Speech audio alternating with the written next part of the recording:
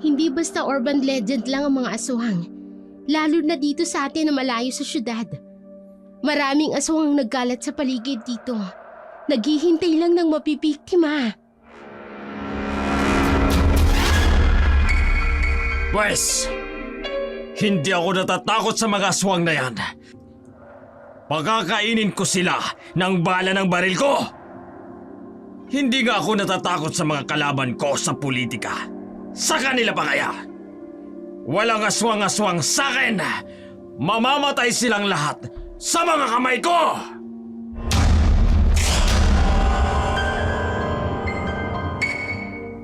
Kung totoo ang sinasabi mo, Ophelia, kailangan nating paghanda ng mga aswang na yan. Baka silang sumalakay kay Itay.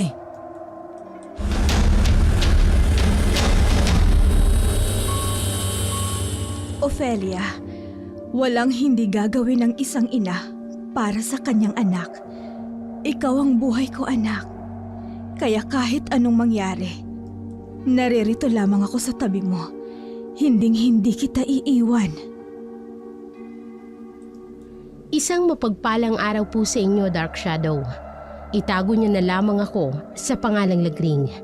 Nang mapakinggan ko po ang inyong channel sa YouTube, agad na pumasok sa aking isipan ang kwento at karanasan ko na magpahanggang ngayon ay patuloy kong nararanasan tungkol sa aswang. Ang kwentong ibabahagi ko po sa inyo ay magsisimula noong kasalukuyang nangangampanya ng kapitan sa aming baryo. Mga 8 taon na ang nakalipas, hayaan niyo po akong isalaysay ko ang aking kwento. Ako po si Lazarus. Matino, may puso, sa serbisyo ay sigurado, sa barangay ay kampante, sa problema ay palaban. Pag si Lazaro ang kasama, lahat ay may laban. Lazarus! Para sa masa, para sa tao. Lazarus! Kandidato ng barangay ko. Iboto niyo na si Lazarus. Huwag nang mag-alinlangan. Boses mo'y maririnig pag siya'y inasahan. Ano ba naman yan? Ang aga-aga naman.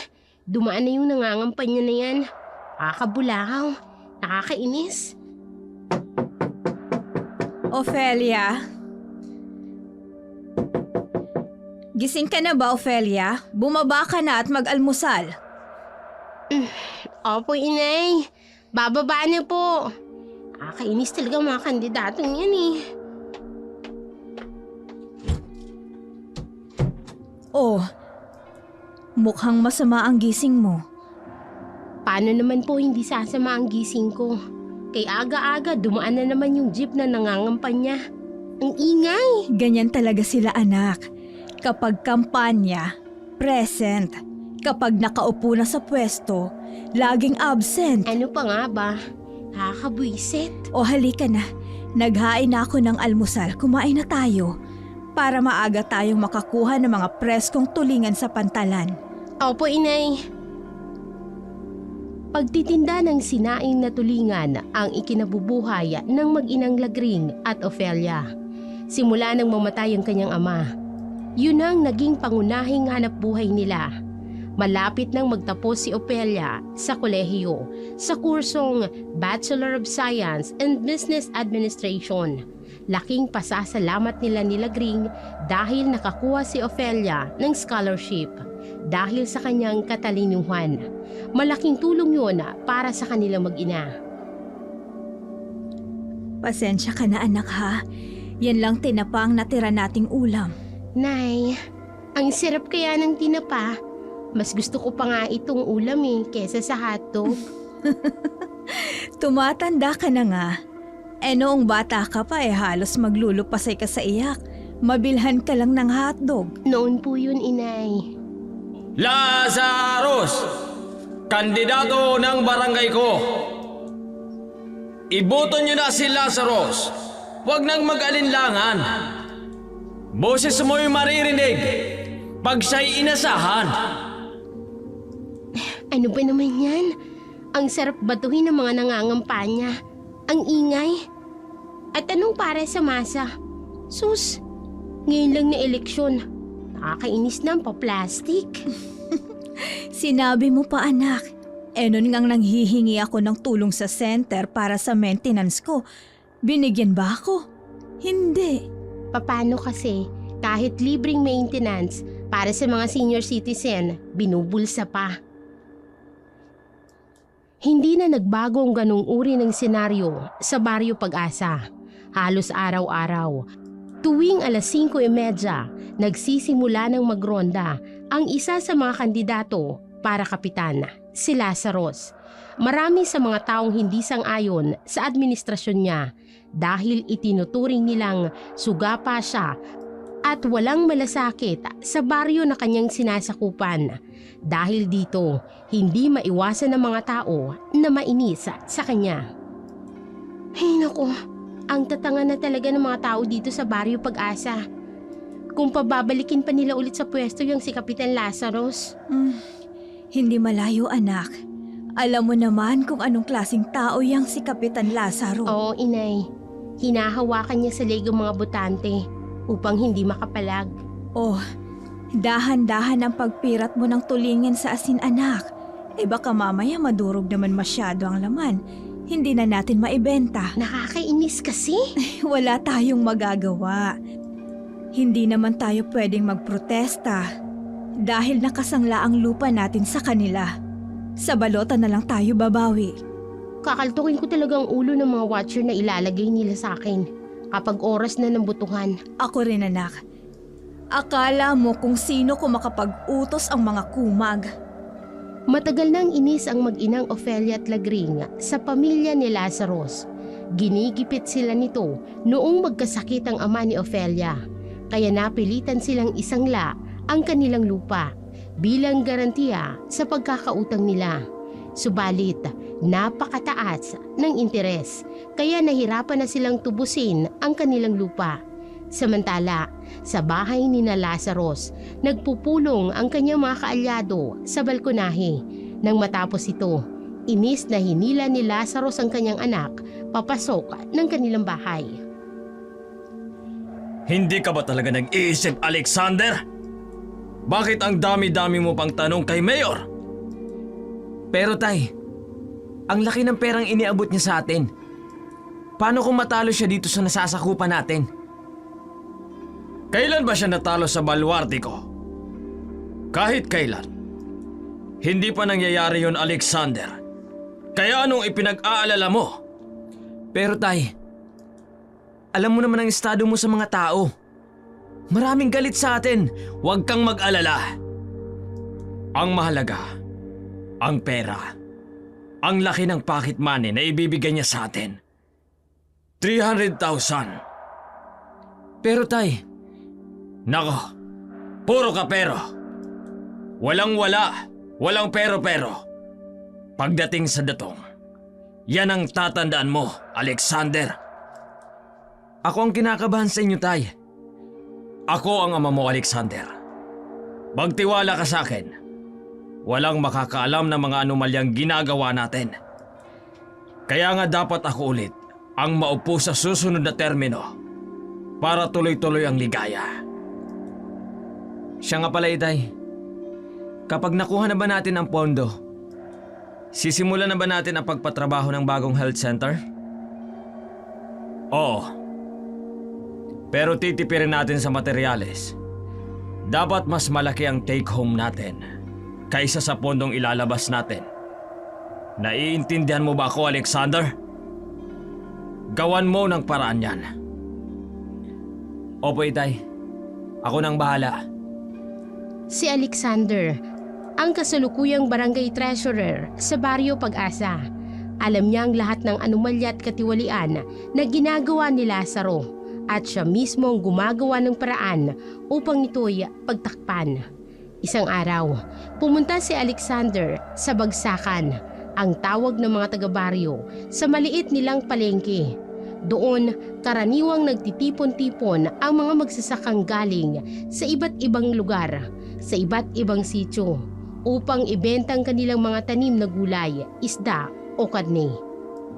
Pagkababa niya mula sa kanyang mamahaling motorsiklo, agad siyang napansin ng mga tao sa bagsakan.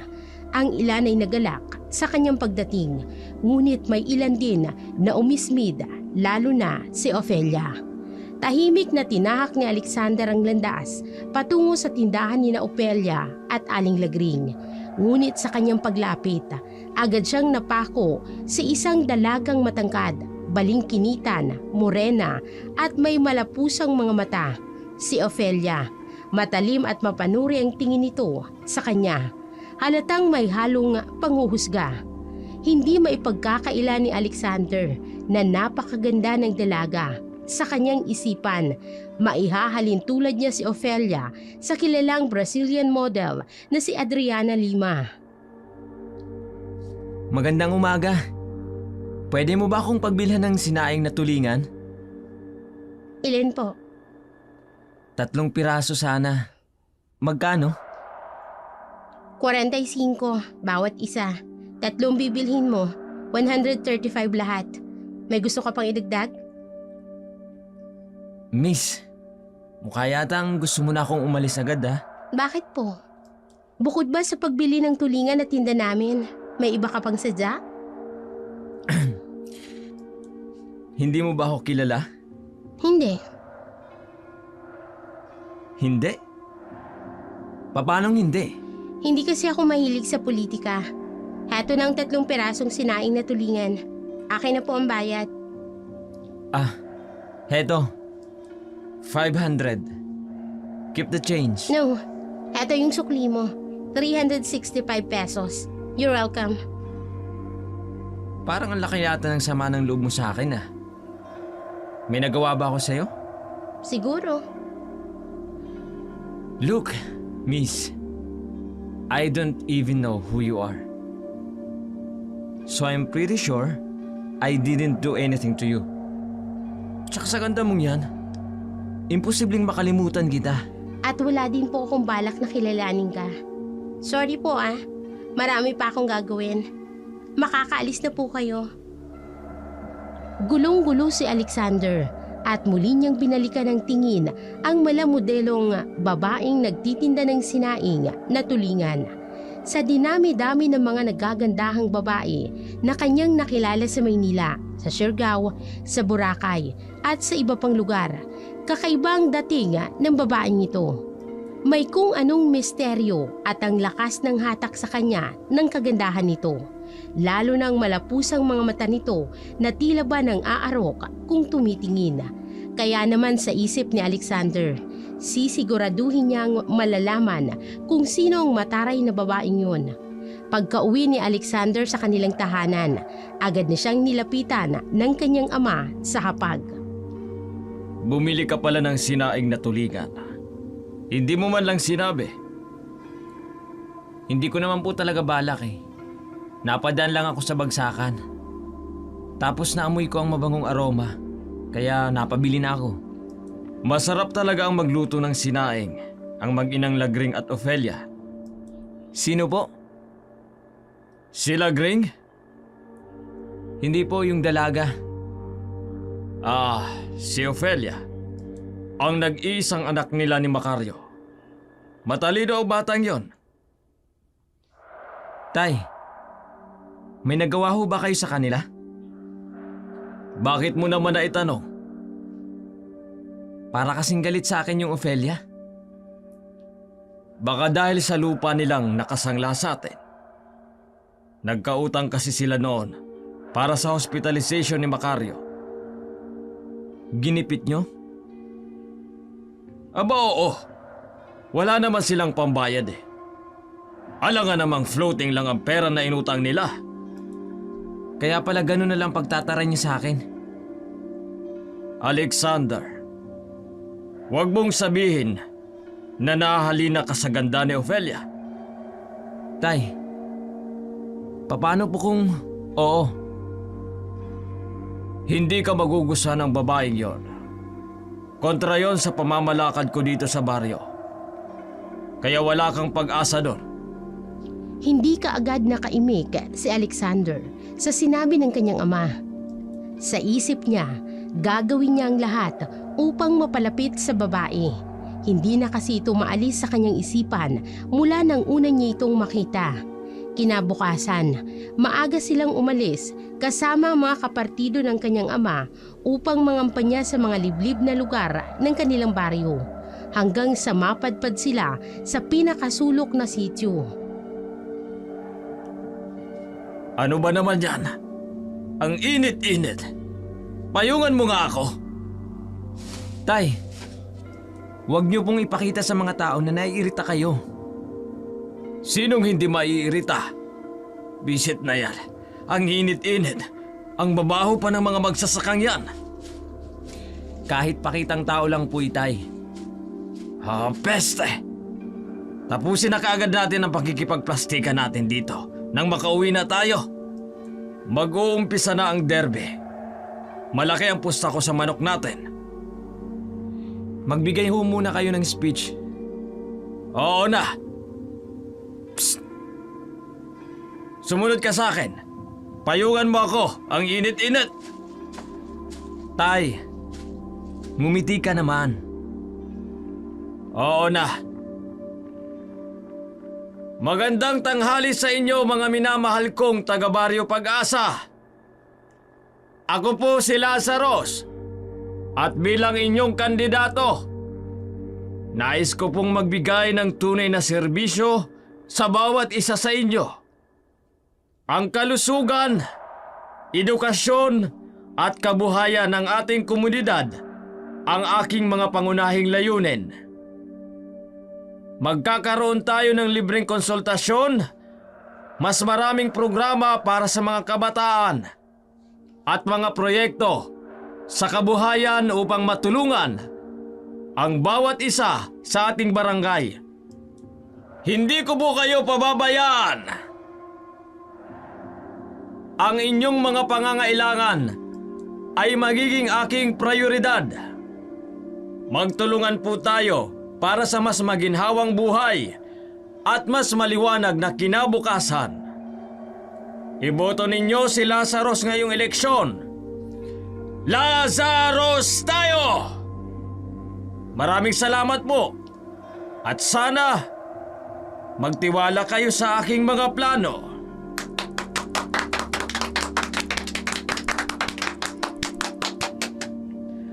Bahagyang napangiwi si Alexander sa mga pinagsasasabi ng kanyang ama dahil alam niyang gaano ito kapeke at kaplastik. Alam niya ang mga ginagawa nitong mga anomalya, ang mga naglalakihang pasugalan at marami pang iba.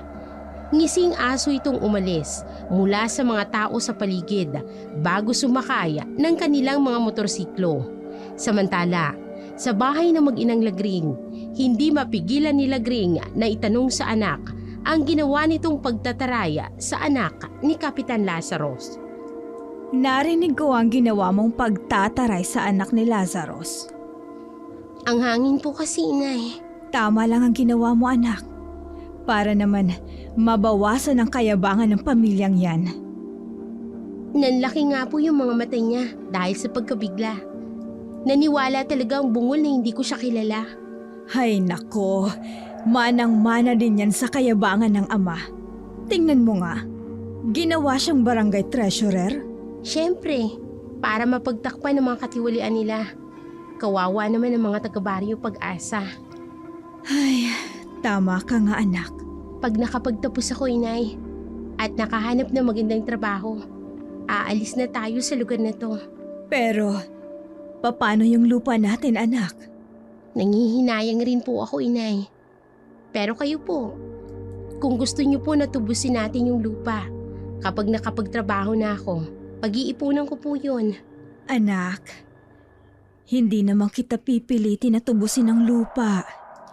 Dahil alam ko na darating ang panahon, mag-aasawa ka. At malay natin, taga-syudad pala ang magiging asawa mo. At ayaw manirahan sa probinsya. Nay, hindi pa ho ako mag-aasawa ha. Matagal pa bago mangyari yan. Matapos ang pag-uusap ng mag-ina, Sabay nilang niluto ang sinaing na tulingan na kanilang ititinda. Abala sila sa kanilang gawain nang marinig nilang kapitbahay nilang si Nadia na umiiyak dahil sa takot. Agad nila itong nilapitan upang alamin ang nangyayari. Ayon kay Nadia, nawawala ang kanyang anak na dalagita. Nag-text pa raw ito na pauwi na mula sa bayan. Biyernes kasi noon, karaniwang araw ng uwian ng mga estudyanteng nag-aaral sa bayan.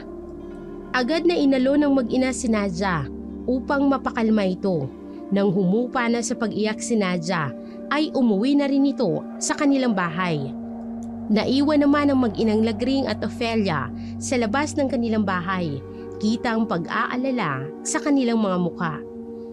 Sana naman walang masamang nangyari sa anak ni Aling Nadia. Graduating pa naman ng junior high yun. Ay, sana nga. Diyos ko, pati ako'y nag-aalala rin. Kaya ikaw, Ofelia, kung alam mong gagabihin ka sa pag-uwi, huwag ka nang tumuloy ha. Oo naman, Nay. Huwag po kayong mag-alala. Ipagdasal na lang natin na makauwi ng ligtas sa inosensya. Opo, Inay. Ang bait pa naman ng batang yun. Pumasok muli sa kanilang bahay ang mag-ina at ipinagpatuloy ang kanilang ginagawa. Samantala, sa isang lihim na cabin ni Kapitan Lazarus, naroon ang mga tanod niyang halatang bangag sa ipinagbabawal na gamot. Kasalukuyan namang inaayos ni Kapitan Lazarus ang zipper ng kanyang pantalon. Pagkatapos ay hinarap niya ang kanyang anak na si Alexander na halatang bangag din. Oh, tapos na ako. Ikaw naman ang tumira doon. Ayos ka talaga, Itay. Pinagsawaan mo muna bago mo ipasa sa akin. Siyempre, dapat palaging nauuna ang ama. Sige, Tay. Ako nang bahala doon sa babae. Pagsasawaan ko yun hanggang magdamag. Enjoy, anak. Uy, ang ganda mo. Batang-bata. Huwag ka nang umiyak. Ako nagbahala sa'yo. Mukhang lamog ka na ng tatay ko Mukhang pagod ka. But don't worry. Mas dadagdagan pa natin yan. Sa pilitang pinadroga ni Alexander ang dalagang anak ni Nadia. Habang wala sa sarili ang dalagita, pinapagawa niya rito ang malalaswang gawain na lihim niya itong kinukuhaan ng video. Tuwang-tuwa si Alexander sa kababuyang ginagawa sa kaawa-awang babae. Matapos niyang gawin ang lahat ng kanyang balak, ikinulong niya ito sa cabin. Kinabukasan, wala sa sarili, umiiyak at takot na takot ang dalagita. Lalo na nang muling makita si Alexander. Tinakot siya nito na kapag nagsumbong siya ay ikakalat daw ang mga video. Wala nang nagawa ang dalagita kung hindi ang umiyak. Nang makauwi si Inosensya sa kanilang bahay, labis ang tuwa ng kanyang mga magulang sa kanyang pagbabalik. Ngunit agad nilang napansin ang kakaibang kilos ng kanilang anak. Tahimik, balisa at waring may mabigat na dinadala.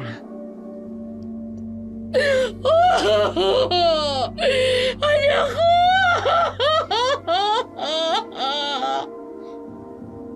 Diyos ko, anong nangyari? Anak, si Inosensya, natagpuan ang kanyang mga magulang. Nagpakamatay. Ano? Pero bakit daw po, Inay? Hindi rin nila alam, anak. Kaya hayan, nagsisisigaw habang umiiyak si Nadia. Kauuwi niya lang galing sa pagkawala niya. Tapos ganito ang nangyari.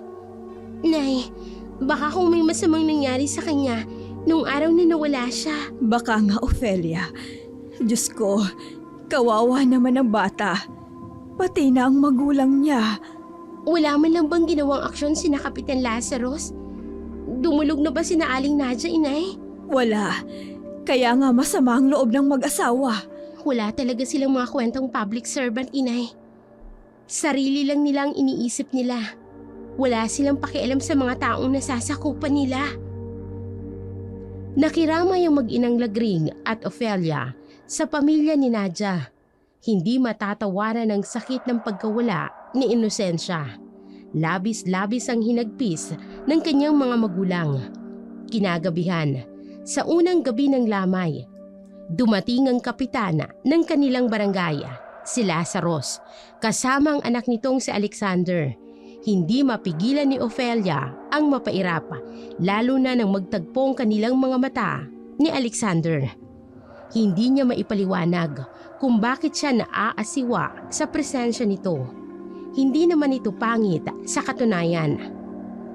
Gwapo at mistiso si Alexander, ngunit may kung anong bagay sa kanya na talagang hindi niya magustuhan. Hindi ko akalain na nandito ka rin.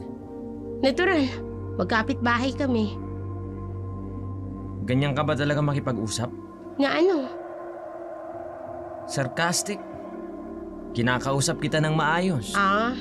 Hindi. Sa katunayan sa iyo lang. Ofelia? Tama, di ba? Alam mo ba na ikaw pa lang ang babaeng kumakausap sa akin ng pabalang? I mean, hindi ka ba nai-intimidate sa akin? Anak ako ng kapitan ng Baryo Pag-asa. Mister, heto oo, kape. Inumin mo. Para naman kabahan ka kahit konti. Iniinsulto mo ba ako? Bakit? Tinatamaan ka? Anak? Narito ka lang pala. Umuwi na tayo. Hindi pa tayo tapos, Ofelia. Oo nga. May part 2 pa ang kahihiyan mo. Hindi maiwasang umusok ang ilong ni Alexander sa galit at inis, lalo na nang makita niyang mapangahas ng ngiti ni Ofelia at ang mapangusgang tingin nito mula sa malapusan nitong mga mata. Sinundan niya ng tingin ng papaalis na dalaga, kasama ang ina nitong si Aling Lagring. Sa isip ni Alexander, hindi siya papayag na patuloy siyang bastusin ng dalagang yun. Samantala, pag-uwi ni na Ofelia at Lagring sa kanilang bahay, hindi na iwasan ni Aling Lagring na kausapin ang anak tungkol sa nangyari sa lamay ni Inocencia. Anak, tungkol sa nangyari kanina, mukhang galit si Alexander. Mas mabuti nga po yun, inay. Inaalala lang kita, anak. Baka kung anong gawin sa'yo ng lalaking yun. Subukan niya lang po, inay. Hindi ko siya uurungan. Anak, alam naman natin kung anong klaseng mga tao yung pamilyang yan. Kaya hindi ko maiwasang mag-alala. Nay, pangangalagaan ko po ang sarili ko. Isa pa, yung lalaking yun ang lapit ng lapit sa akin. Hindi marunong makiramdam na ayaw sa kanya ng tao. Basta ba anak, mag-iingat ka. Wala akong tiwala sa lalaking yun. Tumango na lamang si Ofelia bilang pagsang-ayon sa kanyang ina. Kinaumagahan, hindi sumama si Ofelia sa pagtitinda sa bagsakan dahil may pasok siya sa bayan. Hindi na siya umupa ng boarding house mula nang mawala ang kanyang ama. Sa halip, ginagamit niyang motorsiklong dati ay para sa hanap buhay nilang habal-habal. Bandang 5:30 ng hapon, pauwi na si Ofelia nang magdesisyon siyang huminto upang magpakarga ng gasolina. Ngunit laking gulat niya nang huminto rin ng isang motorsiklong Suzuki sa tapat ng kanyang motor at kilala niya kung sinong sakay nito. Si Alexander.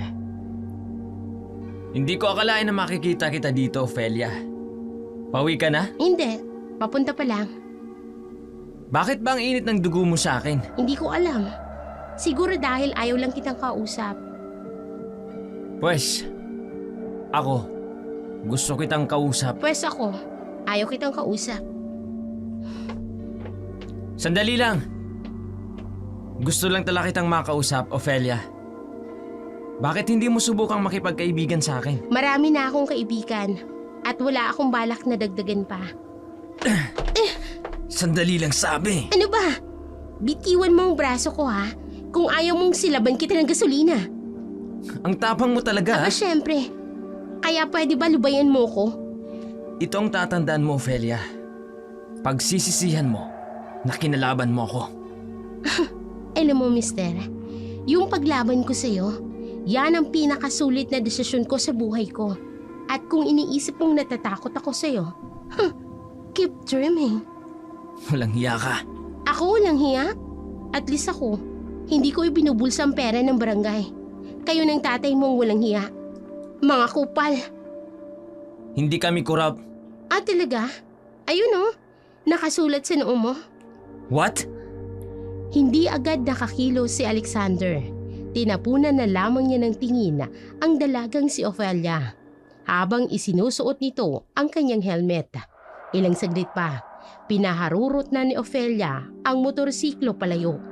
Sa inis, napakuyom si Alexander ng kanyang kamao, lalo na nang mapansin niyang pinagtitinginan siya ng mga gasoline boy. Kaagad niya itong sinigawan, dahilan upang magsitakbuhan ng mga ito dahil sa takot.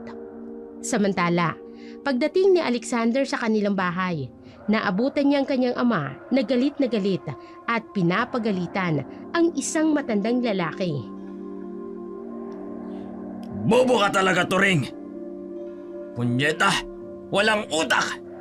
Ang sabi ko sa'yo, itapon mo yung katawan ng babae sa dagat, hindi sa ilog! Tay, ano bang nangyayari? Itong visit na to ang simple ng pinapagawa ko. Hindi pa nagawa. Itinapon mo naman ang katawan ng babae sa ilog. Sigurado ako, puputok ang balita bukas. Makakasira yan sa kampanya ko. Gawan na lang po natin ang paraan, Itay. Ha, Vincent? Oo. At ikaw naman, saan ka galing? Kanina pa kita hinahanap dahil kailangan mo mag-release ng pera. Diyan lang po. Alexander, may nakakita sa'yo. May nag-report sa akin. Nahuhumaling ka raw sa anak ni Lagring. Tay, hindi naman. Sinasabi ko sa'yo, wala kang panama doon dahil matindi ang galit nun sa atin. Pero kung gusto mo, daanin mo na lang sa Santong Paspasan. Ipapadukot nyo? Tay, hindi ako papayag na gahasain niyo si Ophelia. Akin siya. Anak, mukhang hindi ka lang nahuhumaling kay Ophelia. Mukhang umiibig ka na. Wala akong pakialam sa kung anong nararamdaman ko, Itay. Basta akin lang ho si Ophelia. O sige, gagawa natin ang paraan yan, anak. Mapapasayo ang babaeng yon. Talaga? Talaga, Itay? Oo naman. Magiging iyo siya, Alexander. Tuwang-tuwa si Alexander sa sinabi ng kanyang ama. Alam niyang gagawan talaga nito ng paraan upang mapasa kanya si Ophelia. Samantala, sa bahay ng mag-ina, nadatna ni Ophelia ang kanyang inang malungkot na nakaupo sa may balkonahe. Halata sa mukha nito ang lungkot at mukhang kagagaling lamang sa pag-iyak. Nay, ayos lang po ba kayo? Bakit mukhang kagagaling niyo lang sa pag-iyak? Kasi anak, pinadalhan tayo ni Kapitan Lazarus ng Notice of Foreclosure Possession. Ano? Anak, nakalagay din dito na kailangan nating magbayad sa loob ng 4 na buwan. Kung hindi ay itutuloy daw nila sa legal proceedings. Magfa-file sila ng civil case? Oo, anak. Hindi ko na alam ang gagawin, anak. Napakawalang hiya talaga ng mga taong yan. Alam kong may hidden agenda sila kung bakit nila ginagawa sa atin ito ngayon. Hindi kaya dahil sa magaspang na pakikitungo mo kay Alexander, anak. Napaka-childish niya naman kung ganun. Huwag kang mag-alala, inay. Hahanap ako ng pera para mabayaran natin sila. Pero malaking halaga ng pera ang kakailanganin natin. Kung kinakailangang mangutang ako sa kung kani-kanino, nay, gagawin ko. Nagpupuyos sa galit si Ophelia. Marami na nga siyang iniisip tungkol sa kanyang pag-aaral. Nadagdagan pa ito sa panggigipit sa kanila ng swapang nilang kapitan. Samantala, sa barangay hall, naroon ang mag-amang sina Kapitan Lazaros at Alexander. Inis na inis si Kapitan sa mga senior citizens na nagkukumpulan sa labas ng barangay hall dahil humihingi ang mga ito ng ayuda mula sa pamahalaan. Paalisin mo nga ang mga matatandang yan sa labas nitong barangay hall. Tay, hinahanap na nila yung bayad sa kanila nung may pinatrabaho kayo. Tapos ang iba, humihingi ng supply ng maintenance para sa high blood. At anong ibibigay ko sa kanila? Naipatalo ko na sa sabong. At hindi rin ako kumuha ng supply ng gamot mula sa LGU. Kaya wala tayong maibibigay sa mga yan. Tay, kahit sana konti, kumuha kayo ng supply. Alam mo namang kasagsagan ng kampanya ngayon. Wala akong pakialam. Wala akong pakialam kung mamatay ang mga yan. At saka hindi ko rin naman magagamit ang iba sa kanila. Dahil mga kulurong. Pero tay, Gumawa ka ng paraan, Alexander! Paalisin mo ang mga senior citizen na yan sa harap ng barangay hall ko. Walang nagawa si Alexander kung hindi sundin ang kanyang ama.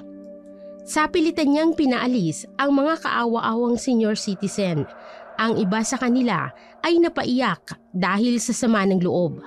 Kinabukasan, pumunta ang mag-amang Lazaro sa tahanan ni Lagring at Ofelia. Kaagad na tinawag ni Lagring ang anak.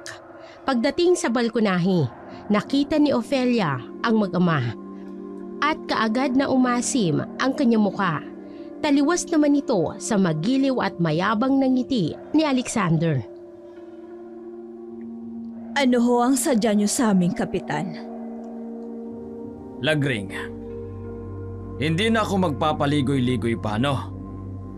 Siguro naman, natanggap mo na ang notice of foreclosure possession. Natanggap ho namin kahapon. Hindi ho ba may usapan tayo? Ano na pong nangyari sa usapan niyong kapitan? Ofelia, iha, may usapan nga tayo. Pero notaryado ang kasunduan natin na gagawin yung collateral ang lupang ito sa pagkakautang niyo sa akin. Kaya kapag hindi kayo makabayad, sa itinakdang oras, may karapatan akong ilitin ang lupa. Kapitan, bigyan niyo pa ho kami ng panahon. Lagring, gusto ko sana, pero floating na ang puhunan ko. Gusto ko na ring pakinabangan ang pera ko. Of course. Wala naman pong mahalaga sa inyo, kapitan, kung hindi pera. Ofelia, hindi naman ako kasing sama ng inaakala mo. Bibigyan ko kayo ng pagpipilian. Hindi ko na ipatutubo sa inyo ang lupa kung papayag kayo sa kondisyon ko. Ano hong kondisyon? Ipakasal mo si Ofelia kay Alexander. Kapag nangyari yun, quits na tayo. Hindi na ninyo kailangang tubusin pa ang lupa. Hindi ako papayag. Ginawa mo nang ang collateral ang lupa namin. Tapos ngayon, ang anak ko naman, nuknukan ka talaga na kasamaan. Take it or leave it. Lagring, alam mo naman kung nasan ang bahay ko. Puntahan nyo na lamang ako kapag nakapagdesisyon na kayo. Galit na galit si Aling Lagring habang umiiyak. Wala namang pagsidla ng galit na nararamdaman ni Ofelia. Tila nabubuhay ang apoy ng puot sa kanyang dibdib. Lalo na nang makita niya ang pagngisi ni Alexander bago ito sumakaya sa motorsiklo nito na alam niyang galing sa kurakot ang ipinambili. Niyakap niyang kanyang ina na ngayon ay umiiyak sa galit. Anak, hindi ako papayag sa gusto nilang mangyari. Hindi kita ipambabayad sa utang. Huwag kang mag-alala, inay. Akong bahala. Papayag ako sa gusto nila. Ofelia, nababaliw ka na ba? Papayag kang magpakasal sa mayabang na lalaking yon? Anak, hindi biro ang pagpapakasal. Alam ko po, inay. Anak, Alam kong nabibigla ka lang. Huwag kang magpadalos-dalos.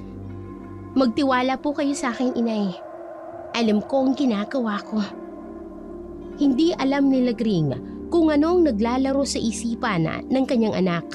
Ngunit ramdam niya ang kaba sa dibdib. Alam niyang hindi biro ang usaping kasal at ayaw niyang malagay sa alanganin si Ofelia. Subalit, hindi nagpapigil ang dalaga. Kinahapunan ng araw na yon, nagtungo sila sa bahay ni Kapitan Lazaros. Laking gulat ng mag-ama. Hindi sila makapaniwala na ganoon kabilis ang naging desisyon ng mag-ina. Kaya naman, agad din nilang pinag-usapan ng detalye tungkol sa kasal. Pagkatapos ng eleksyon, saka kayo magpakasal. Bakit hindi na lang natin gawin kaagad sa lalong madaling panahon, Itay? Graduating ako. Gusto ko sanang magtapos na lang apelyido ko. Bakit pa? Ikakasal ka na sa akin. Hindi mo na kailangan na magtapos pa ng May pag-aaral. sarili akong pangarap at hindi ka kasali sa pangarap kong yun. Wala sanang bastusan. Magpasalamat ka nga, Ofelia. At mukhang matindi ang tama sa'yo nitong anak ko. Kapitan, tama ho ang anak ko. Huwag nating madaliin ang kasal. Hintayin nating makagraduate siya. Ilang buwan na rin lang naman. Itay, hindi naman po pwede ang gusto nila. Alexander, may punto din naman sila. Abala tayo ngayon sa paparating na eleksyon. Ayoko nang sagabal sa kampanya ko. Ang mahalaga naman alam na nating pumapayag sila sa kasunduang kasal. Nakakabwisit naman oh. Ganito na lang. Total engaged naman na tayo. Gusto ko dito ka na tumira sa bahay namin, Ofelia. Ano? Hindi pwede. Bakit hindi pwede? Magiging asawa ko naman siya na eh. Sige, pumapayag ako. Anak! Good. Mag-impake ka na, Ofelia. Susunduin kita sa bahay ninyo. Hindi makapaniwala si Lagring sa pagpahayag ng kanyang anak sa kagustuhan ni Alexander. Kita niyang walang emosyon ang mga mata ni Ofelia, habang kabaliktaran naman si Alexander na halatang sabik at masaya sa mga nangyayari. Habang pinagmamasdan nito ni Lagring, unti-unting lumalaki ang takot sa kanyang puso. Takot na maaaring sapitin ng kanyang anak sa puder ng sukab na pamilya ni Kapitan Lazaros. Pagka-uwi nila, sinundan pa rin sila ni Alexander. Dahil dito, hindi na napigilan ni Lagring ang sarili at kinausap ang anak. Umaasang mapipigilan pa niya ito bago tuluyang mahulog sa isang kapalarang hindi na siya mababawi. Anak, nakikiusap ako. Baka pwede mo pang baguhin ang desisyon mo. Huwag po kayo mag-alala, inay. Alam ko po ang ginagawa ko. Ako ang nag-aalala sa iyo, anak. Mga halimaw at ganid ang mga taong yun. Ayokong mapabilang ka sa pamilya nila. Nay, magtiwala po kayo sa akin. Pinalaki niyo po ako na matapang at matatagang loob. Kayo po ni Itay. Kaya huwag po kayong mag-alala. Kaya ko po ang sarili ko. Pero anak... Nay, makinig kayo sa akin. Alam ko po ang ginagawa ko. Alagaan niyo po ang sarili niyo. Uuwi pa rin po ako dito. Ofelia? Umiyak si Lagring habang hinahatid ng tanaw ang kanyang anak na ngayon ay lula na ng sasakyan ni Alexander. Malayo ang distansya mula sa kanilang tahanan patungo sa bahay ng sukab na mag-ama, kaya't hindi niya mapigil ang kaba at lungkot na bumabalot sa kanyang dibdib. Samantala, pagdating ni Alexander at Ofelia sa bahay ni Kapitan Lazaros, agad na bumungad sa dalaga ang napakaraming campaign materials na nakasabit at nakakalat sa paligid. Abala rin ang maraming tao sa kusina, tila naghahanda para sa isang malaking pagtitipon. Hindi napigilan ni Ofelia ang mapatingin sa mga taong naroon, mga payat at may edad na masigasig pa rin nagtatrabaho sa ilalim ng bubong ng mag-ama. May edad na ang mga taong yan. Pinagtatrabaho niyo pa rin? Malaki ang pagkakautang nila sa amin. Hindi nila kayang bayaran.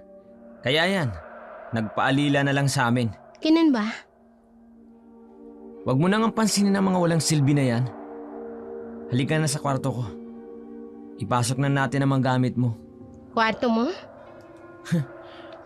Oo, Ophelia. Magiging asawa na kita. Wala naman sigurong masama kung i-advance ang honeymoon, di ba? Isa pa, kabayaran na rin ito na pagkakalaban mo sa akin. Ikaw pa talagang may ganang maningin. Oo naman. Kaya halika na. Pumasok na tayo sa silid ko. Hinila ni Alexander sa Ophelia sa braso at bumakat ang kanyang kamay sa makinis na balat ng dalaga. Pagkatapos nila sa silid ng lalaki, inilibot ni Ophelia ang paningin sa paligid. Malawak ang kwarto at puno ng mamahaling koleksyon ng sapatos. Matapos niyang inilagay ang kanyang maleta sa gilid, agad siyang nilapitan ni Alexander. Ngunit mabilis na umiwas si Ophelia, bagay na agad namang ikinainis ng binata. Huwag mong sabihin na pinapahirapan mo pa ako, Ophelia. Hindi ko naman sinabing pahihirapan kita, Alexander. Gusto ko lang maligo muna. Pwede ba yon? Sige, sige. Bilisan mo lang ha. Sabik na ako matikman ka eh. Huwag kang mag-alala. Mabilis lang to. Bakit ba hindi ko kayang kontrolin ang sarili ko pagdating sa'yo, Ophelia? Pagkatapos maligo ni Ophelia, napansin niyang wala si Alexander sa loob ng kwarto. Kaya't dali-dali siyang lumabas, tumalilis patungong kusina at kumuha ng juice. Agad din siyang bumalik sa silid, ngunit pagpasok niya ay naroon na si Alexander. Halatang naiinis sa ginawa niyang pag-alis nang hindi nagpapaalam. Bakit ka lumabas ng kwarto nang hindi nagpapaalam? Paano kung magpapaalam sa'yo? Wala ka naman dito. Tsaka kumuha lang ako ng juice para sa atin. Ayoko ng juice, Ophelia. Gusto ko ikaw. Inumin mo muna ang juice, Alexander. Tapos magiging sa'yo na ako. O sige, akin na. Ubusin mo. Masarap yan.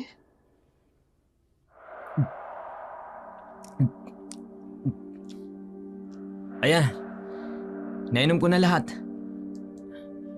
Halika na dito, Ophelia. Sabik na ako eh.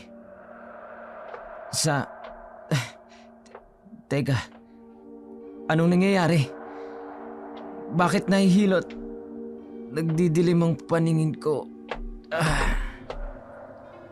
Walang emosyon ang mukha ni Ophelia habang pinagmamasdan si Alexander na natumba sa sahig. Pinulot niya ang basong nabitawan nito sa carpeted floor at maingat na inilagay sa food tray. Pagkatapos, kinuha niya ang suklay at nagsimulang suklayin ang kanyang unat at itim na buhok. Kitang-kita ang galit sa kanyang mga mata. Ilang oras ang lumipas bago muling bumalik ang ulirat ni Alexander. Pagdilat ng kanyang mga mata, nakita niya si Ophelia na nakaupo sa gilid ng kama, nakangiti sa kanya ng matamis. Anong nangyari? Bakit ako narito sa sahig? At wala akong damit? Alex, hindi mo ba naaalala? Ang alin? Tiyan mo ko sa sahig inangkin ng paulit-ulit. Nakatulog ka nga dahil sa pagod. Ano? Pero ang naaalala ko, umiinom ako ng juice na bigay mo. Ang sakit ng ulo ko. Uminom ka nga ng juice. Tapos may nangyari na sa atin after. Ganun ba? Oo. Teka nga, ikukuha kita ng damit mo. Siya nga pala. Gusto mo bang ipaghanda kita ng pagkain mo? Wow! Hindi ko akalain na napakaalaga mo pala, Ophelia. Siyempre naman. Magiging asawa mo na ako. Kaya dapat lang na maging maalaga ako sa'yo. Hindi inakala ni Alexander na may ganoong side si Ophelia. Ang buong akala niya'y mahihirapan siya sa dalaga. Ngunit laking gulat niya nang unti-unti itong lumambot at tila naging malapit sa kanya. Lumipas pa ang mga araw, lalo siyang nahulog sa karisma ni Ofelia. Napansin naman ito ni Lazarus. Nakita niya kung papaanong naging sunod-sunuran na lamang si Alexander sa lahat ng sabihin ni Ofelia. Isang bagay na hindi niya ikinatuwa sapagkat unti-unti niyang nararamdaman ang pagkawala ng kontrol sa kanyang anak. Anong kalokohan to, Alexander? Para ka ng tuta na sunod ng sunod kay Ofelia. Itay, malamang susundin ko siya. Siya ang magiging asawa ko eh. Kaya dapat lang nasundin ko siya. Pero hindi normal ang mga kinikilos mo. Para kang wala sa sarili mo. Huwag mo na lang akong pakialaman, Itay. But, hoy! Hindi ka pwedeng maging tuta lang ni Ofelia. Marami ka pang mga obligasyon sa akin. Marami tayong dapat linisin upang ako ang manalo sa eleksyon. Tinutulungan ko naman kayo, Tay. Tinutulungan? Halos hindi ka humihiwalay kay Ofelia. Kasi nga magiging asawa ko na siya. Basta! Tulungan mo ako sa mga gusot na pinaggagawa natin. Hindi na kumibo pa si Alexander. Ayaw niya nang humaba pa ang pagtatalo nila ng kanyang ama. Ni hindi rin niya maintindihan kung bakit hindi niya magawang tanggihan si Ofelia, lalo na kapag ginagamit nito ang malamodelo nitong ganda laban sa kanya. Talagang natutulala siya at natatalo sa tuwing ganoon ang ginagawa ng babae. Lumipas ang ilang linggo at dumating ang araw ng eleksyon. Abala ang lahat sa bahay ni Lazarus. Ginigipit nito ang mga botante upang matyak na siya ang kanilang iboboto. Anong nangyayari? Bakit napakadaming tao sa likod bahay? Sa pilitan silang kinuha ni Itay. Upang masiguro na siya ang iboboto ng mga ito bukas. Bakit? Wala bang kumpiyansa ang tatay mo na mananalo siya? Siyempre meron. Pero gusto niya lang makasiguro. Mahirap na. Baka masali siya ng kalaban. Madumi talaga kayong maglaro, no? Sa larangan ng politika, Ofelia, walang malinis na laro. Kahit pa ang mga politikong nag-claim na malinis sila, may itinatago pa rin silang dumi. Lihim na pinagmasdan ni Ofelia si Alexander habang tumatagal ang kanyang pananatili sa poder ng mga ito. Lalo niyang napagtanto kung gaano kasukab ang kanilang pagkatao, kung gaano sila kaplastik sa harapan ng mga tao. Isinama siya ni Alexander sa final briefing ng partido bago ang eleksyon. Tahimik siyang nakaupo sa tabi nito. Nakikinig lang sa talakayan. Kita niyang determinasyon sa mukha ni Lazarus at ng iba pang kaalyado. Ginawa nilang lahat upang masiguro ang kanilang pagkapanalo. Kinabukasan, araw ng eleksyon, abala ang mga tao sa pagboto. Nang isang kagimbal-gimbal na balita ang kumalat.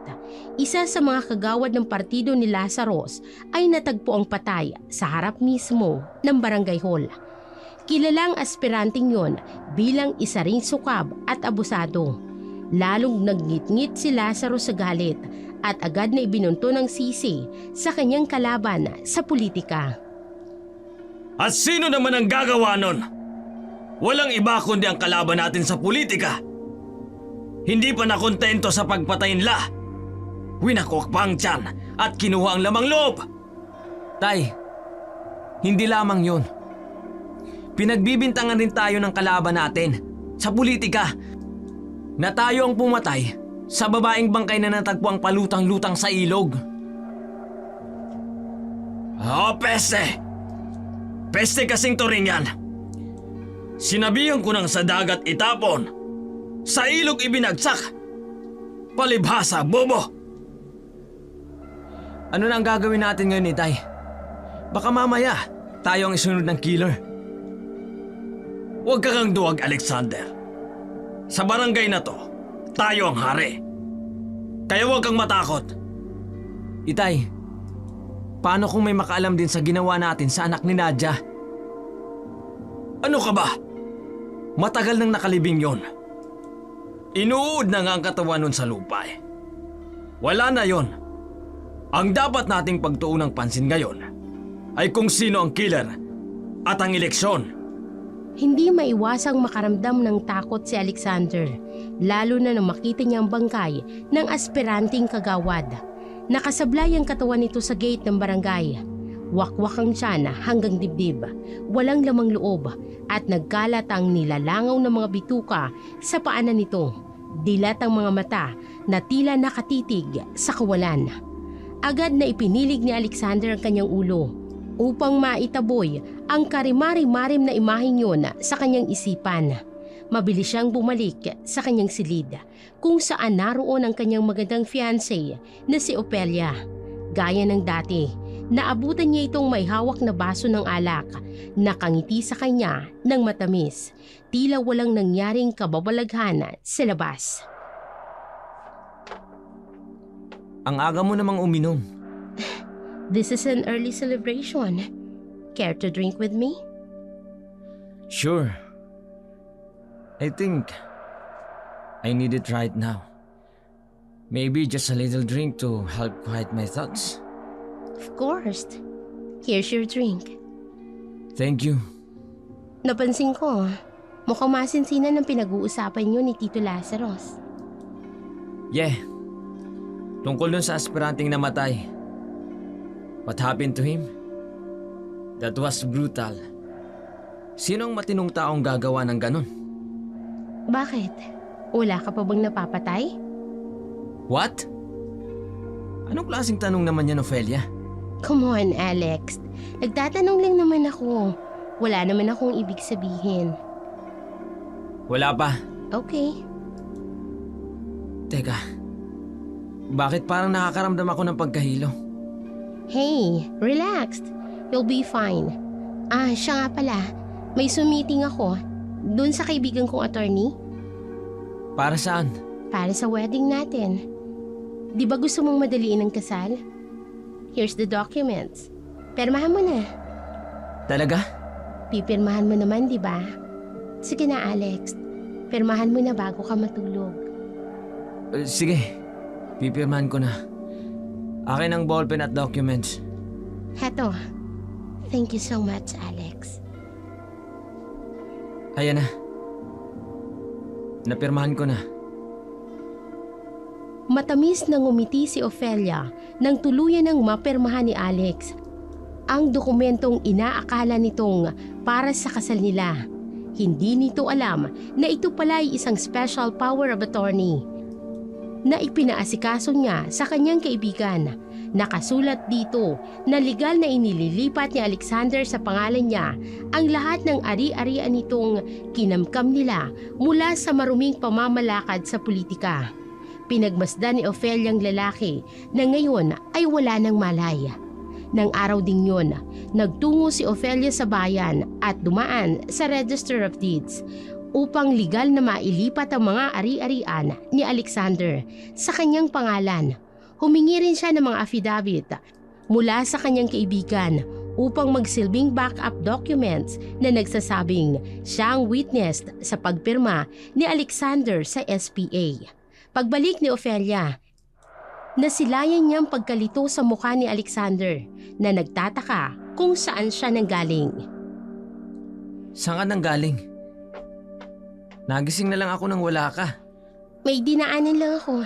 Ayos na ba ang pakiramdam mo? Oo. Medyo nahilo lang ako kanina. May naalala ako eh. Hindi ko alam kung panaginip lang pero parang may pinirmahan ako. Panaginip lang yun. Tulog na tulog ka nang umalis ako kanina. Siya nga pala. Panalo si tatay sa election. Talaga? That's good news. Nasaan si Tito? Gusto ko siyang i-congratulate. Halika. Sasamahan kita sa kanya. Hindi, ako na lang. Mas gusto ko kasing makausap si Tito eh. Alam mo na, wala pa kaming naging pag-uusap ng kami lang. O sige, ikaw ang bahala.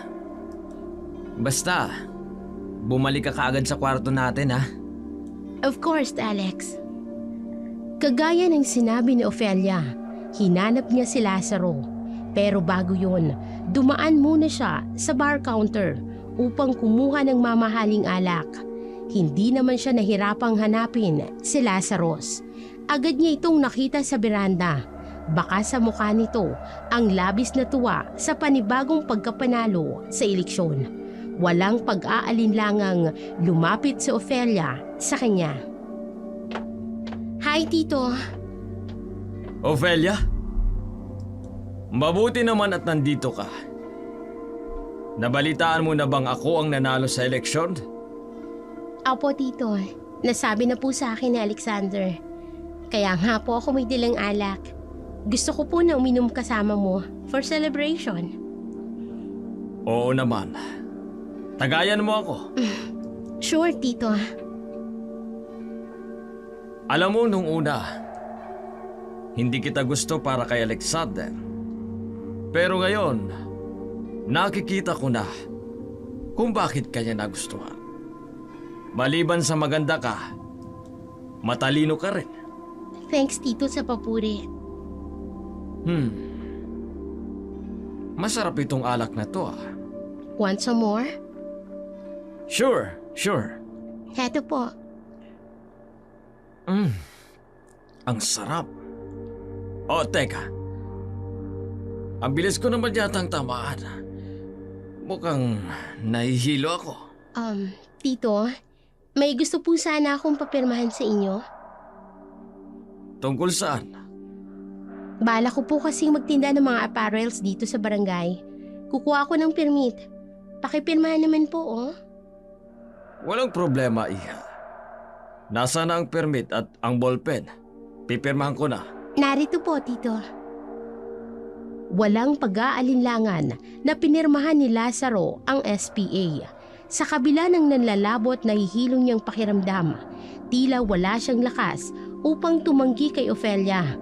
Kagaya ng ginawa niya kay Alexander, maingat na inasikaso ni Ofelia ang dokumentong may pirma ni Lazarus. Lumipas sa mga araw at linggo. Isang araw, nagpaalam si Ofelia kay Alexander na nais niyang dalawin ng kanyang inang si Aling Lagring. At tulad ng dati, dahil hindi siya matanggihan ni Alexander, ay agad itong pumayag. Anak, halos magdadalawang buwan ka nang hindi bumibisita dito sa bahay. Eh kung hindi pa ako bumoto, hindi pa kita makikita man lang. May mahalaga lang ho kasi akong tinatrabaho, Inay. Tungkol naan saan anak? Tungkol sa kung paano pagbabayarin ng mag-among sukap. Delikado ang ginagawa mo, Ofelia. Paano kung mahuli ka? Isa pa, malapit na ang kasal nyo. Iyon ay kung may kasal na magaganap. Ano? Diyos ko, Ofelia. May bala ka bang tumakas? Hindi, Inay. Hindi ako umuurong sa laban. Siya nga pala, Inay. Atong pera, huwag na kayong magtinda ng sinaing na tulingan. Anak, ang laking halaga nito. Saan mo to nakuha? Binigay sa akin ni Alexander. Ano? Ofelia, huwag mong sabihin na kurakot ka na rin katulad nila. Nay, hindi po. Pera yan ni Alexander. May negosyo siya sa bayan at ibinigay niya sa akin yan. Kaya sige na, Inay. Sa inyo na ho yan. Laking gulat ni Aling Lagring nang makitang malaking halagang hawak sa isang palad.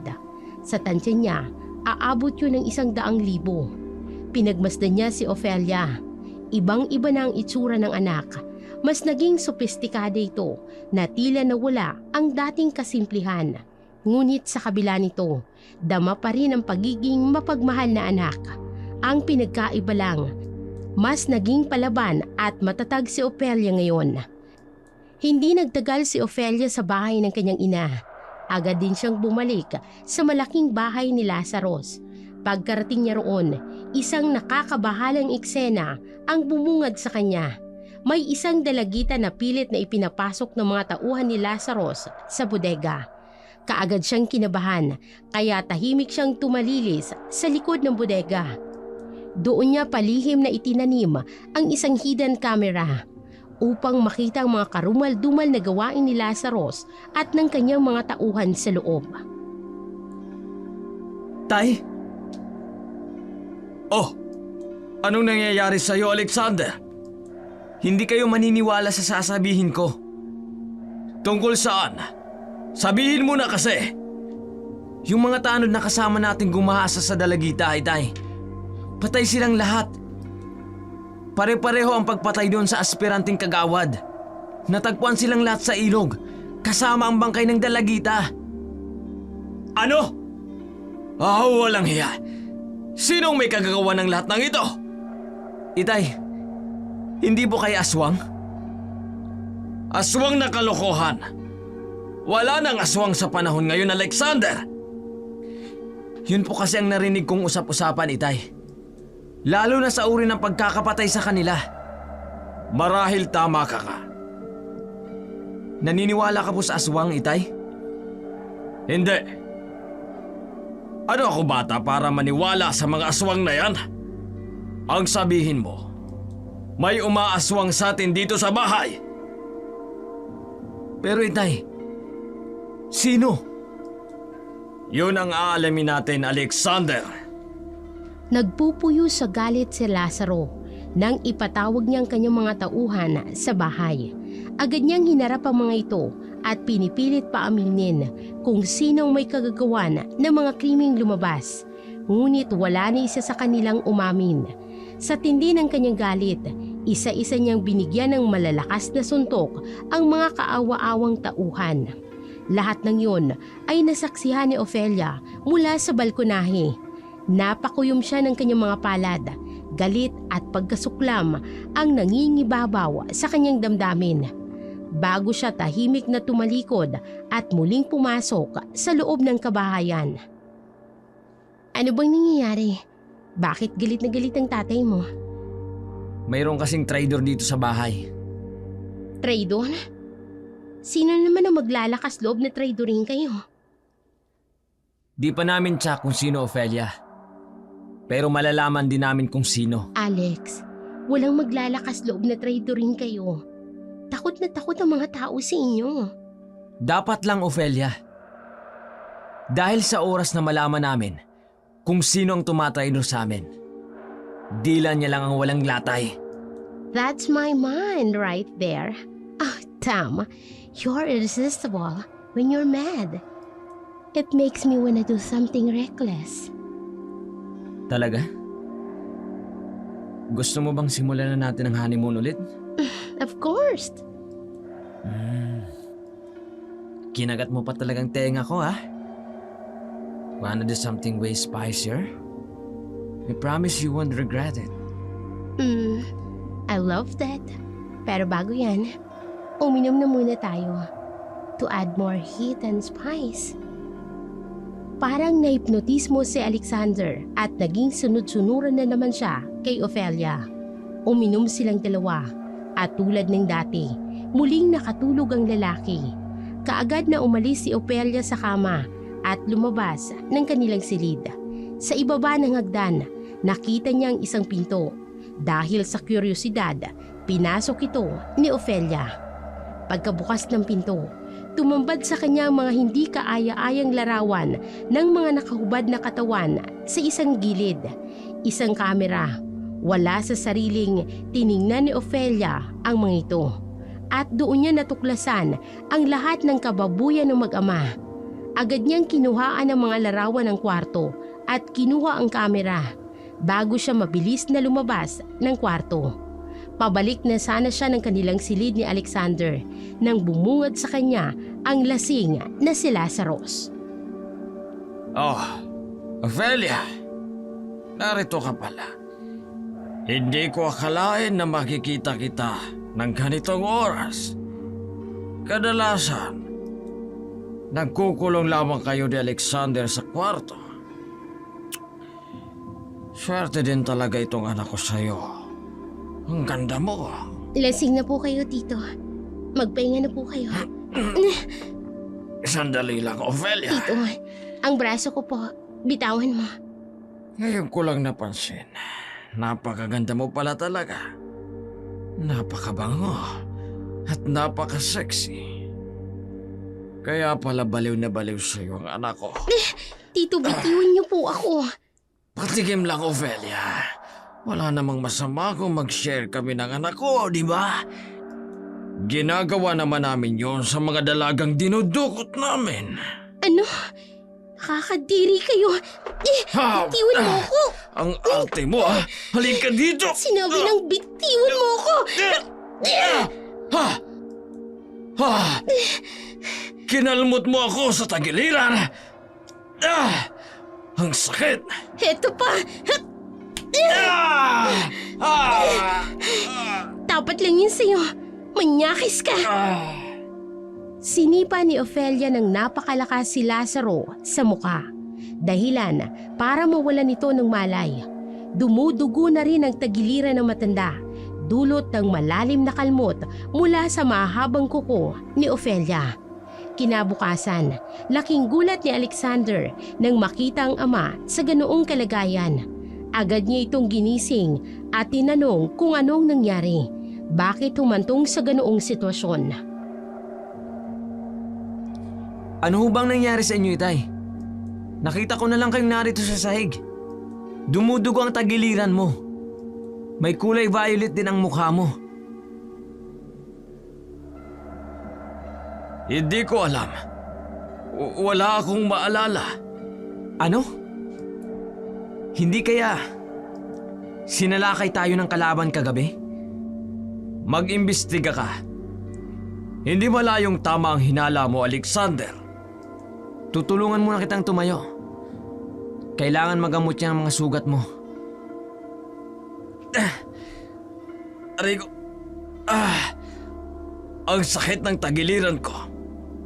Hindi ako makagalaw ng maayos. Pilitin niyo, Tay. Ang laki niyong tao. Hindi ko kayo kayang buhatin. Idagdag pa ang laki ng tiyan mo. Gago ka. Gusto mo bang umbagin kita? Tay naman, nagbibiro lang naman eh. Bilisan mo na kasi. Ginamot ni Alexander ang kanyang ama na napapadaing sa sakit tuwing dinadampian ng gamot ang sugat sa tagiliran. Ngunit ang labis na ipinagtataka ni Alexander ay ang itsura ng sugat. Tila ito'y mula sa isang malalim at mahabang kalmot. Nangitim ang paligid nito at may mabahong amoy. Naguguluhan pa rin ang mag-ama kung sinong may kagagawa ng nangyari kay Lazarus. Sa kabila ng pilit na pag-alala ni Lazarus, wala siyang maaninag na detalye. Ang huli niyang natatandaan ay nagiinuman siya kasama ang ilan sa kanyang mga kagawad. Visit. Ang sakit ng tagiliran ko. Parang hindi naman ito gumagaling, Alexander. Tay, sinunod na natin ang lahat ng sinabi ng doktor mo. Hindi nga gumagaling. Lalo pang ang lumalala eh. Hindi pwedeng ganito, Alexander. Hindi kaya kinukulam kayo? O kaya inaaswang? Alam mo, Alexander, sayang ang perang pinag-aral ko sa'yo sa Maynila dahil hindi mo naman ginagamit ang utak mo. Tito, totoo po ang mga aswang. Ano? Pati ikaw, Ofelia, naniniwala sa mga aswang na yan? Opo, hindi ba sa urban legend ang mga aswang? Lalo na dito sa atin na malayo sa syudad. Maraming aswang nagkalat sa paligid dito at naghihintay na mabibiktima. Pwes, hindi ako natatakot sa mga aswang na yan. Pakakainin ko sila ng bala ng baril ko. Hindi nga ako natatakot sa mga kalaban ko sa politika. Sa kanila pa kaya? Walang aswang-aswang sa akin. Mamamatay silang lahat sa kamay ko. Kung totoo ang sinasabi mo, Ofelia, kailangan nating paghandaan ng mga aswang na yan. Baka silang sumalakay kay Itay. Tumahimik ka, Alexander! Walang aswang at hindi aswang ang sumalakay sa akin, kundi kalaban natin sa politika. Hindi nga lang niya ako napatay. Nanatiling tahimik si Ofelia habang nagtatalo ang mag-ama tungkol sa kung sino nga bang sumalakay kay Lazarus. Wala na kasi talagang maalalang matanda sa mga nangyari. Kinabukasan, Hapon na noon nang dumating ang isang liham mula sa Register of Deeds. Nagtaka ang mag-ama dahil wala naman silang inaasahang sulat mula roon. Agad nila itong binuksan at ganoon na lamang matinding galit na naramdaman nila nang mabasa ang nilalaman nito. Hijo de puta! Paano nangyari ito? Paano nangyaring nalipat lahat ng ari-arian ko kay Ofelia? Hayop! Sa akin rin, Itay. Ang mga ari-ariang iniwan sa akin ni Mama. Nakapangalan na sa kanya. Oh, pendejo! Niloko tayo ng babae mo, Alexander! Mapapatay ko siya! Mapapatay ko ang babae mo! Magbabayad siya, Itay. Nasaan ang walang hiyang iyo di puta na babae yan? May tao sa labas. Tingnan mo ka. Itay, mga pulis. Ano? Paano nagkaroon ng mga pulis sa labas ng bahay natin? Lazarus, Alexander, may mga pulis sa labas. Uhulihin kayo sa salang murder, kidnapping at rape. At dahil minor de edad ang mga ginahas at pinatay nyo, maituturing yan na special complex crime. Meaning, habang buhay na pagkabilanggo na walang posibilidad na parole. Walang hiya! Linano mo ang lahat ng ito. Wala kang ebidensya! Marami akong ebidensya, Lazarus. Mula sa mga videos, confession ng mga tauhan mo, lahat yun meron ako. Hayop ka! Papatayin kita, Ofelia! Ninakaw mo ang lahat ng ari-arian namin! Bakit? Ganyan din naman ang ginawa niyo sa mga kaawa-awang magsasaka dito. Na no read no write. Sinamantala niyo ang pagiging mangmang nila para sa pansarili ninyong interes. Binabalik ko lang ang ginawa niyo. Hindi pa tayo tapos, Ofelia! Magbabayad ka! Itay, anong gagawin natin? Tumakas tayo, anak. Sa likod bahay tayo dadaan. Halika na! Kaagad na ipinaalam ni Ofelia sa mga pulis na tinangkang tumakas ng mag-ama. Agad namang rumisponde ang mga otoridad at sinimulang habulin ang mga ito. Ngunit hindi na nakapaghintay pa si Ofelia. Nang tuluyan ang bumalot ang dilim, siya na mismo ang sumunod at naghanap sa mag-ama sa masukal na bahagi ng gubat. Bilisan mo ang pagmamaneho ng motor mo, Alexander. Oh! Anong nangyari? Bakit biglang tumigil ang motorsiklo mo? Naubusan ng gasolina, Itay. Oh, pendejo! Hindi tayo dapat maabutan ng mga pulis. Tay, siguradong gumagawa na sila ng manhunt operation ngayon upang hulihin tayo. Kasalanan mo ang lahat ng ito eh. Kung hindi ka sana na humaling sa lintik na Ofelia na yan, hindi sana tayo nagkandaleche-leche ng ganito. Tay, hindi ko naman alam na may plano palang babaeng yun. Tingnan mo ang nangyari. Hinahabol tayo ng mga pulis. Nawalan pa tayo ng kayamanan. Sayang lahat ng mga pinaghirapan ko sa pwesto ko ng halos 2 dekada. Tama na ho, Itay. Sa kanyo na ako sisihin. Ang mahalaga, makaalis tayo dito.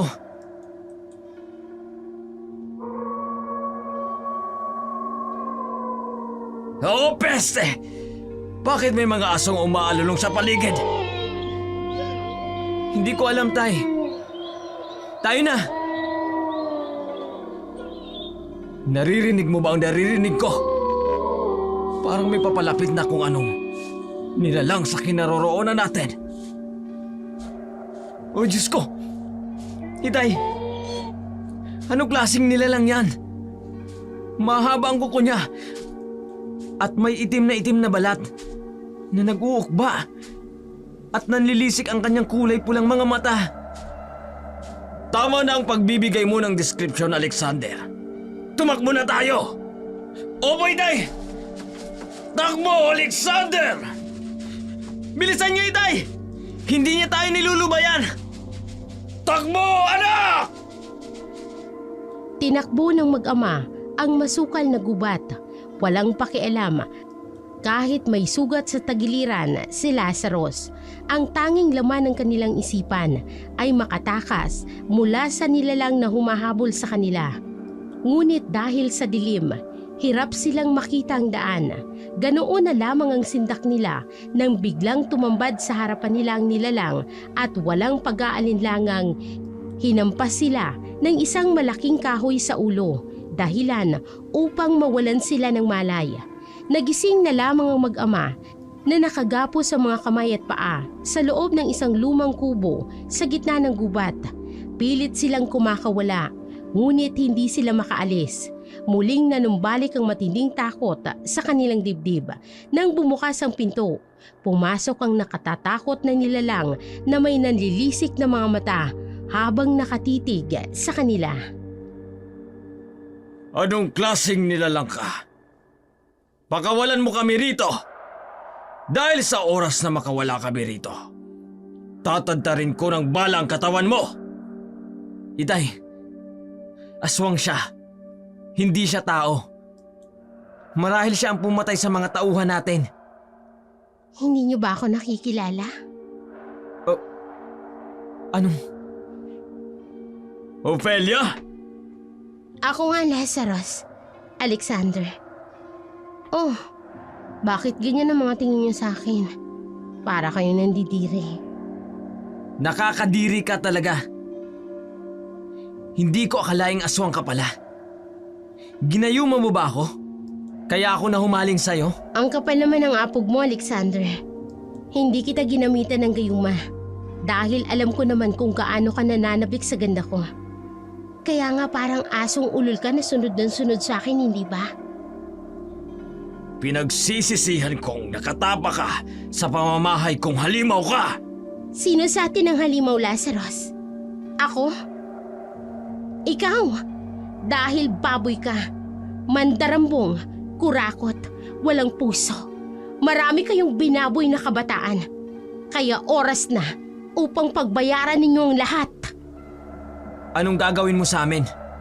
Kukunin ko lang naman sa inyo ang natatangin niyong kaligayahan. Una ang mga ari-arian ninyo. Pangalawa, ang kakatihan ninyo. Ah, anong ibig mong sabihin? Maglalaro tayo. Alam niyo naman siguro ang laro nga. Russian roulette, hindi ba? Hindi. Nababaliw ka na, Ophelia. Hindi ka lang isang aswang. Baliw ka pa.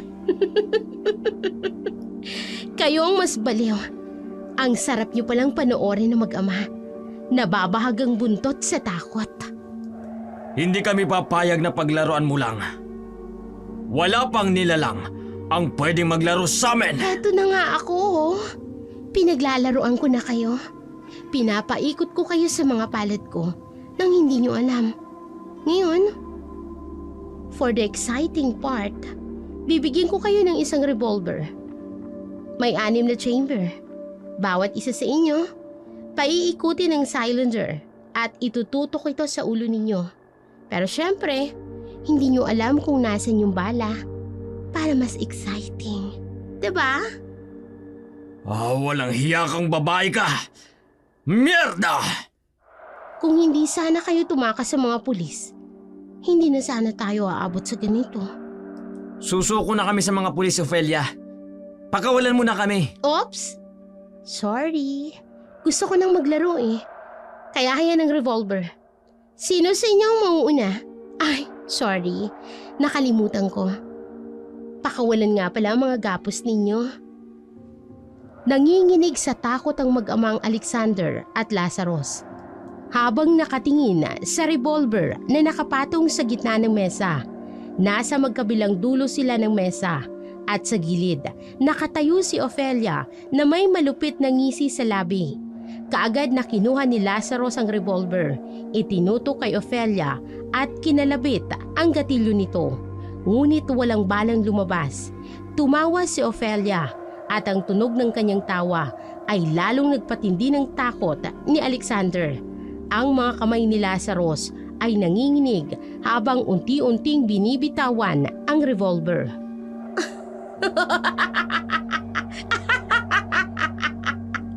Ang bobo mo, Lazarus. Pinapadali mo lang ang buhay ninyong mag-ama. Ngayon, meron na lang kayong 4 na ikot ng cylinder. Bago nyo malaman kung sinong unang mamamatay. Ay, nakakaawa naman kayong mag-ama. Ganyan ka ba kasama, Ophelia? Hindi mo ba ako minahal? Alexander, ako ba totoong minahal mo? Alam kong hindi. Ginusto mo lang ako dahil sa angking kong ganda at dahil na-challenge ka sa akin. At ako pa ang masama. Kumusta naman ang mga pinatay niyong mga dalakita? Ninakawan ninyo ng mga lupain. Pakawalan mo kami! Susuko na kami sa mga pulis! No? Umpisahan na ang laro. Ikaw ang mauuna, Alexander. Hindi! Gagawin mo? O lalaslasing ko ang leg mo? Oo na! Gagawin ko na! Ginawa ng mag-ama ang larong gusto ni Ophelia hanggang sa matapos ang ika-4 na pag-ikot ng cylinder. Alam ni Lazarus na may karga na ito dahil yun ang magiging ika-5 ikot ng cylinder. Umiiyak si Alexander habang nakatingin sa kanyang ama at ganoon din si Lazarus. Nangangatal ang mga kamay nito habang nakatutok ang barila sa kanyang ulo. Parang awa mo na, Ophelia. Ayoko mamatay ang tatay ko. Ayoko ring mamatay, anak. Marami pa akong gustong gawin. Tay? Patawarin mo ako, Alexander. Ano? Itay! Bakit mo itinututok sa akin ng baril? Patawad, anak. Pinatay mo ang anak mo? Ibang klase ka, Lazarus. Hindi ko pa gustong mamatay, Ophelia. Kaya kahit sino, isasakripisyo ko. Mabuhay lamang ako. Kawawa ka naman, Lazarus. Nakakaawa kang nilalang. Ano na ang balak mong gawin sa akin ngayon? Pahihirapan mo rin ba ako? Oo. Puputulin ko ang kamanyakan mo. Oh, hindi!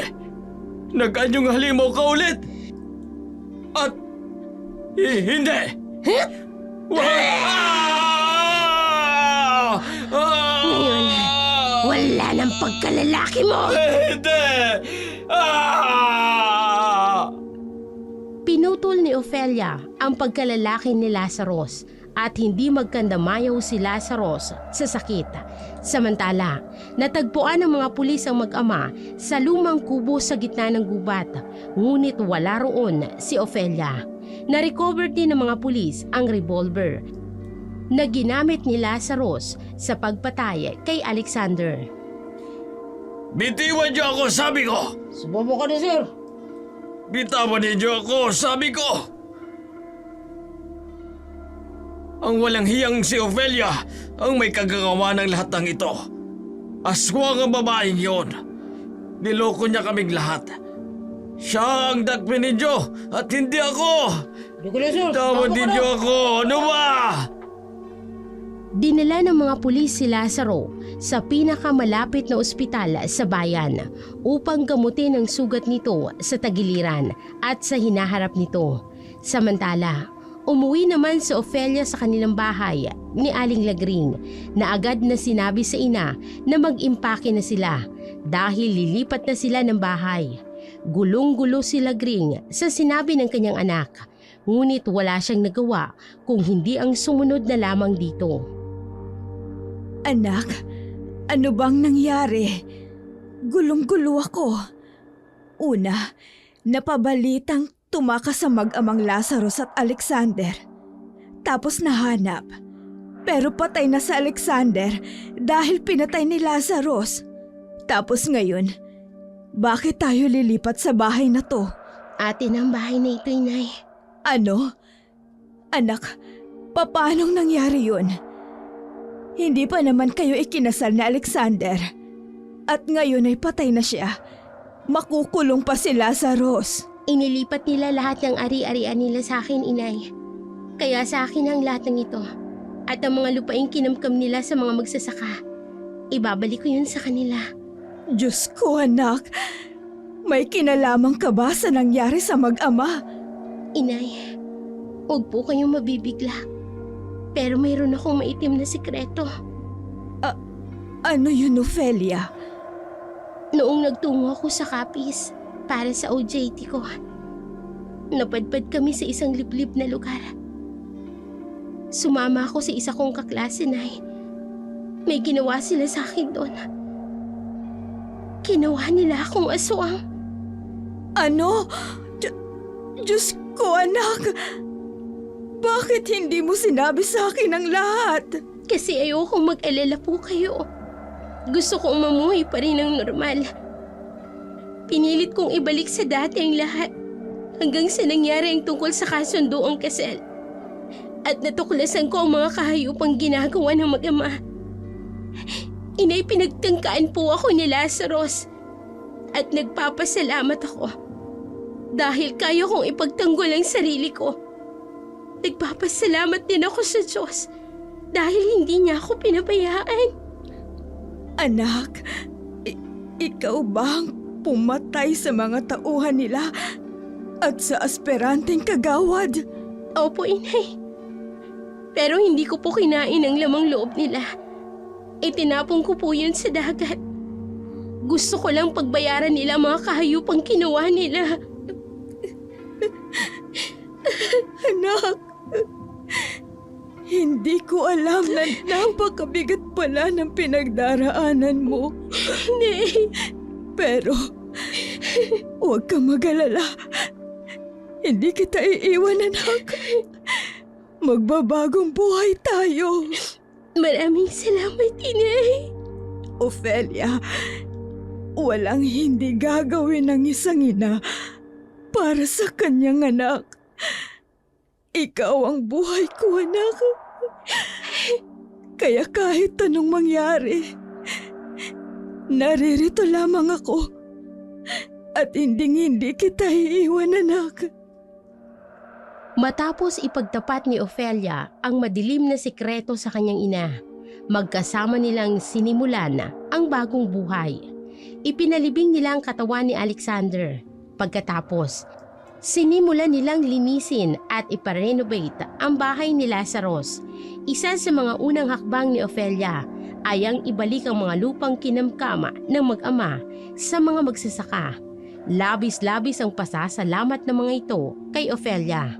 Samantala, sa loob ng kulungan, nakapiit na si Lazarus. Unti-unti niyang nararamdaman ang takot at panghihina, lalo na't tila impyernong dinaranas niya sa kalupitan sa loob ng bilangguan. Bitiwan niyo ako!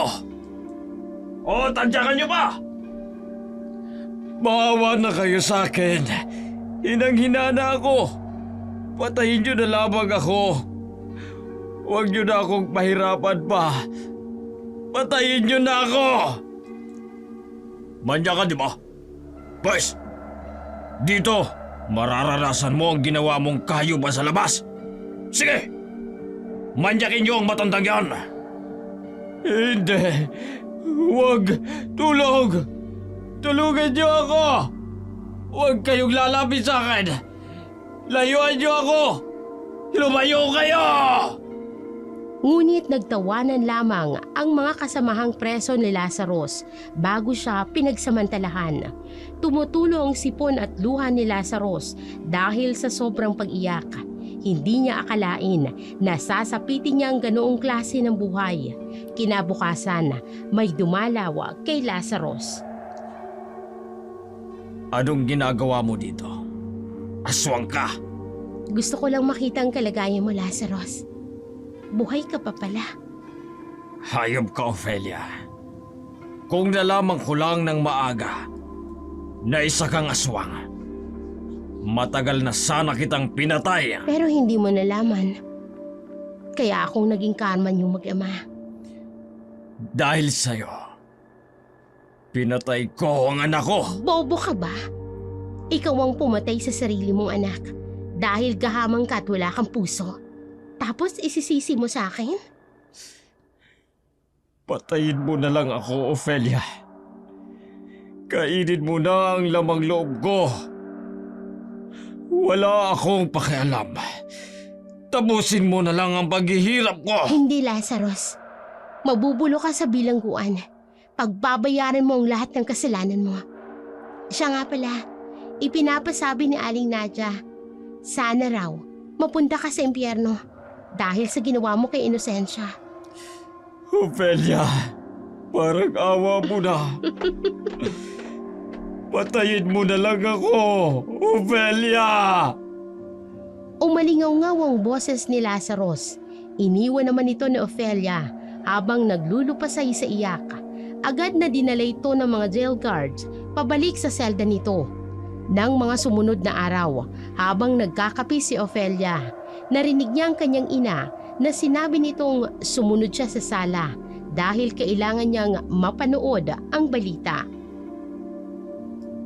Anak, nagpakamatay si Lazarus. Tingnan mo nga naman itong si Lazarus. Wala talagang bayak. Pinatay niya na ang anak niya. Pagpapakamatay rin lang naman pala sa kulungan. Nagbayad ng mag-ama sa mga kasalanang ginawa nila, anak. Ano pa ang balak mo ngayon? Kalilimutan natin lahat, inay. Magbabagong buhay tayo ulit. Itatama natin ang kabaluktutan ng mag-ama gamit ang kayamanang kinuha ko sa kanila. Paano ang pagiging aswang mo? Hindi ba tayo hahanap ng lunas? Wala nang lunas ang sumpang ito, inay. Ang tanging gagawin ko lang ay pag-aralan kung paano kontrolin ang sumpang ito. Pero kung may mga tao ulit na inaapi, hindi ako mangingiming gamitin ang sumpang ito upang makatulong. Nalulungkot ako sa nangyari sa iyo, anak. Pero natutuwa rin ako dahil napakatatag mo. Hindi mo hinayaang lamunin ka ng takot at panghinaan ng loob. Dahil nariyan ka po, inay, na sandalan ko at ang puong may kapal. Nakapagtapos ng pag-aaral si Ophelia na may mataas na karangalan.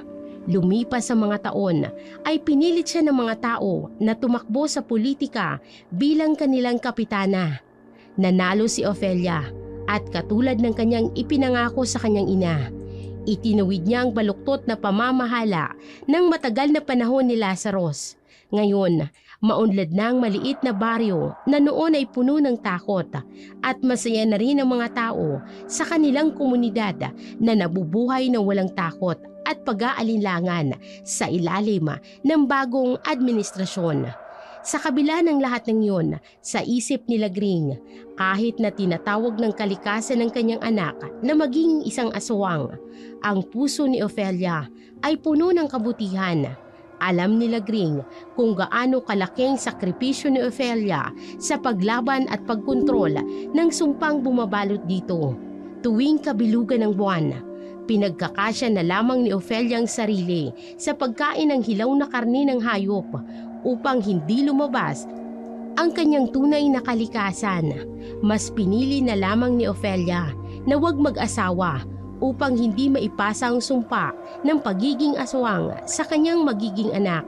Sa halip, nag-ampon siya ng isang sanggol na binabaliwala ng kanyang mga magulang. Hanggang dito na lamang ang aking sulat. Lubos na nagpapasalamat, Lagring.